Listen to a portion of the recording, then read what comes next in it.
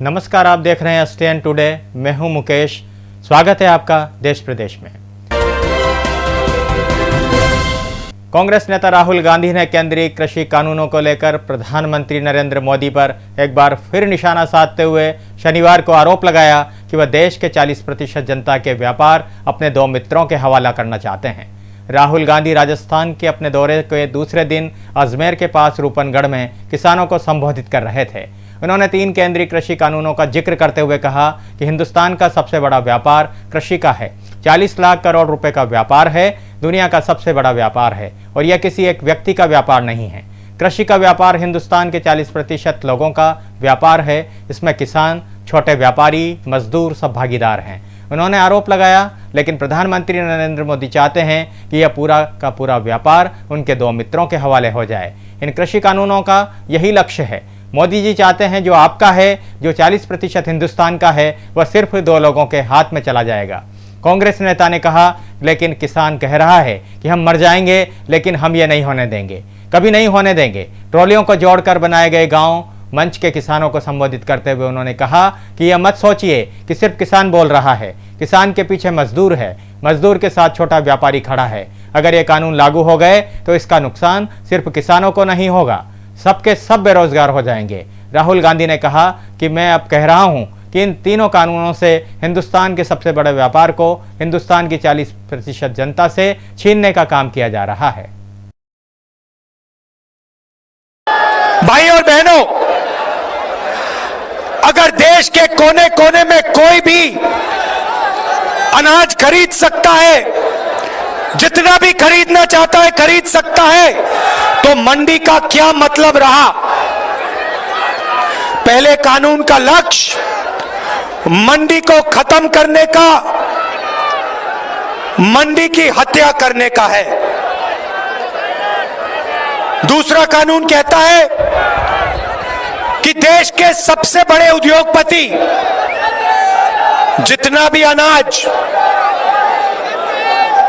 जितना भी फल, जितनी भी सब्जी स्टोरेज में रखना चाहते हैं वो रख सकते हैं। मतलब दूसरा कानून देश में अनलिमिटेड जमाखोरी चालू करने का कानून है। कांग्रेस के पूर्व अध्यक्ष राहुल गांधी ने प्रदेश के दौरे के दूसरे दिन सुरसरा में लोक देवता तेजाजी महाराज के मंदिर में दर्शन कर पूजा अर्चना की। इस दौरान मंदिर की तरफ से राहुल गांधी को प्रतीक चिन्ह दिए गए। साथ ही मंदिर के पदाधिकारियों ने राहुल और CM गहलोत को तेजाजी महाराज की तस्वीर भी भेंट की।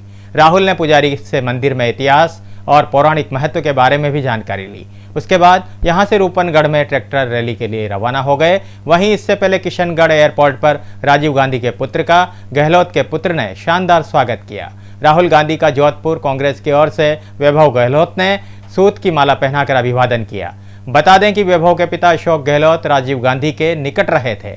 राजीव गांधी ने ही अशोक गहलोत को प्रदेश कांग्रेस का अध्यक्ष बनाया था। इसके बाद मकराना चौराहे पर राहुल गांधी का भूतपूर्व स्वागत किया गया। इस दौरान राहुल गांधी ने भारत माता की जय के नारे लगाए। साथ ही केंद्र सरकार की नीतियों को कोसते हुए प्रधानमंत्री नरेंद्र मोदी को जमकर आड़े हाथों लिया।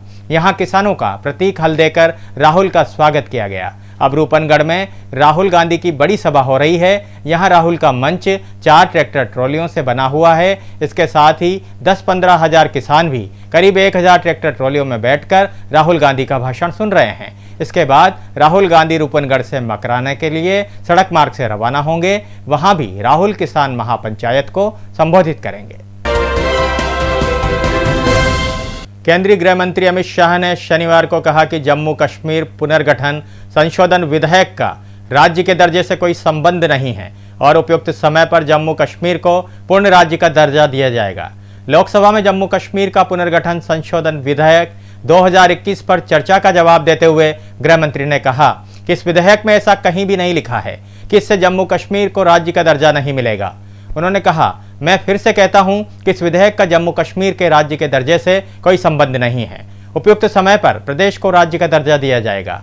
4G इंटरनेट सुविधाएं दबाव में बहाल करने के आरोप पर जवाब देते हुए शाह ने कहा कि असुद्दीन ओवैसी ने कहा कि 2G से 4G इंटरनेट सेवा को विदेशों के दबाव में लागू किया है। उन्हें पता नहीं कि यह संपर्क सरकार नहीं जिसका वह समर्थन करते थे, यह नरेंद्र मोदी की सरकार है जो देश के लिए फैसले करती है।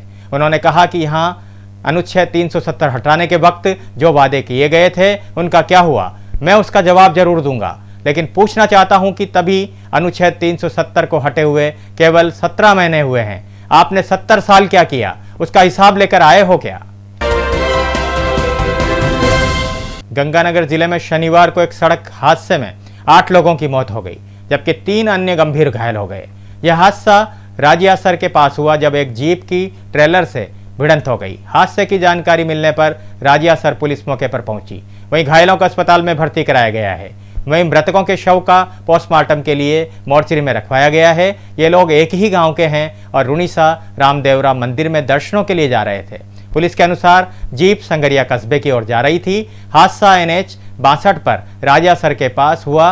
हादसे के वक्त मौके पर आसपास मौजूद लोगों की भीड़ जुट गई। लोगों की मदद से घायलों को जीप से बाहर निकाला गया। हादसा इतना भीषण था कि जीप के आगे का हिस्सा क्षतिग्रस्त हो गया, जो ट्रक के भी नीचे आ गया। हादसे के बाद हाईवे पर लंबा जाम लग गया। मौके पर पहुंची पुलिस ने क्रेन की मदद से रास्ता खुलवाया।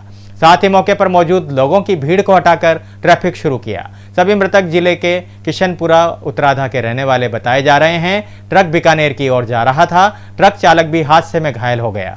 बताया जा रहा है कि चालक ने नशा कर रखा था।